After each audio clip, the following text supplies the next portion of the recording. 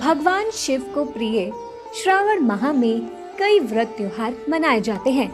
इसी पावन माह में शुक्ल पक्ष के अंतिम शुक्रवार को वरलक्ष्मी व्रत किया जाता है।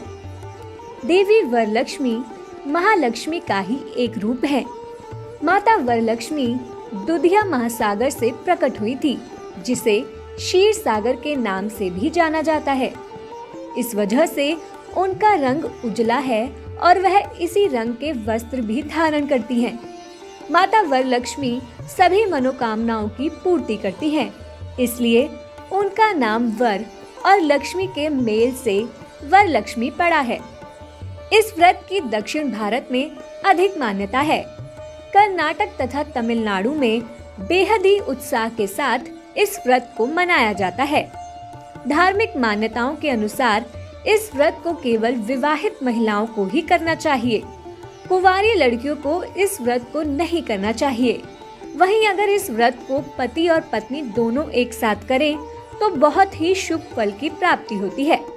विष्णु पुराण और नारद पुराण में वर्णन मिलता है कि जो व्यक्ति वरलक्ष्मी व्रत करता है वह धन, वैभव, संपत्ति और उत्तम संतान से युक्त होता है।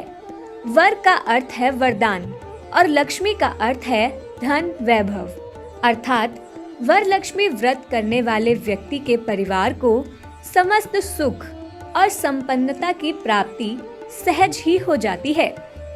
मान्यता है कि इस व्रत को रखने से अष्टलक्ष्मी पूजन जितना फल मिलता है।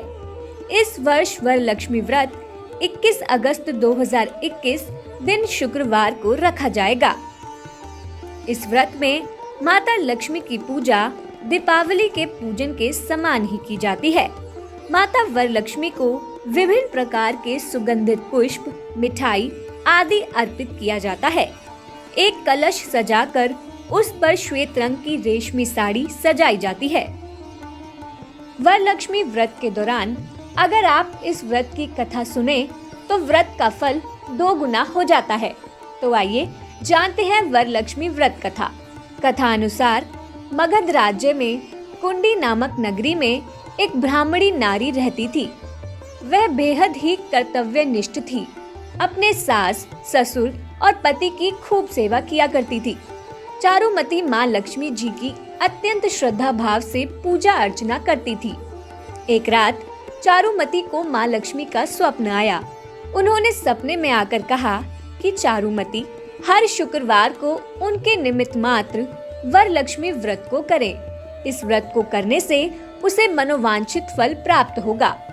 चारुमती ने माँ लक्ष्मी के स्वप्न का पालन करते हुए वरलक्ष्मी व्रत को अन्य स्त्रियों के साथ मिलकर विधिवत पूर्ण किया। साथ ही श्रद्धा पूर्वक पूजन किया। पूजन समाप्त होने के बाद सभी स्त्रियां कलश की परिक्रमा करने लगी। परिक्रमा के दौरान स्त्रियों के शरीर सोने के आभूषणों से सज गए। यही नहीं, सभी स्त्रियों के घर भी सोने के बन गए। साथ ही उनके घर में घोड़े, हाथी, गाय आदि पशु भी आ गए। माना जाता है कि कालांतर में भगवान शिव ने माता पार्वती को यह कथा सुनाई थी। अतः आप भी इस वरलक्ष्मी व्रत को श्रद्धा पूर्वक कर माता लक्ष्मी की कृपा प्राप्त करें। आप हमारे संतवाणी चैनल को सब्सक्राइब करें, वीडियो को लाइक करें, शेयर करें और हाँ, बेल आइकन पर क्लिक करना बिल्कुल ना भूलें, ताकि हमारी किसी भी वीडियो की सूचना सबसे पहले आपको मिले।